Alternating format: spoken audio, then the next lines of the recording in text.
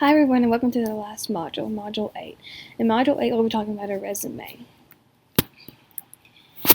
For the review, we're talking about what the definition of a resume is, the purpose, the tips when writing one, and an example.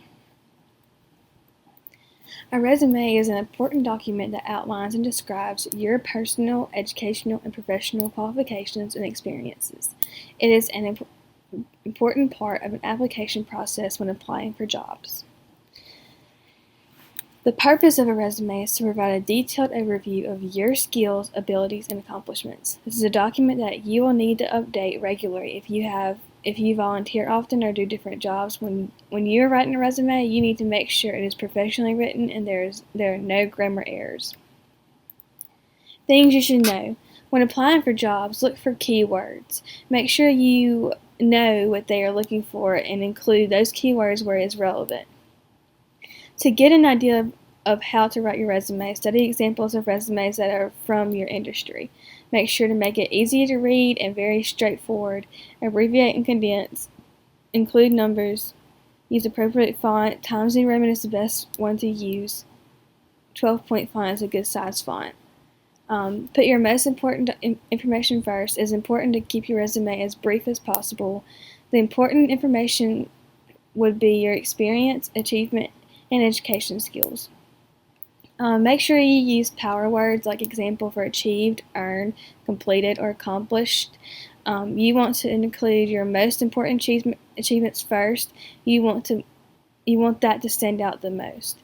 This would mean including your top 3 most important achievements. Only use subheadings for the sections you need, such as you would include subheadings for your work experience, your volunteer experience, your education, and your extracurricular activities. When you're doing your resume in Microsoft Word, make sure you're using the appropriate margins for your resume. It should be 1-inch margins and it should be single spaced. Make sure you proofread and edit.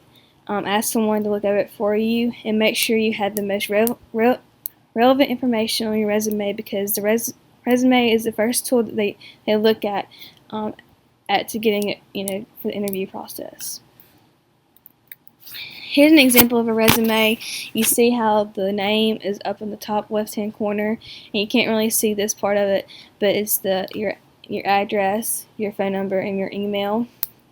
And then the subheadings are in bold print.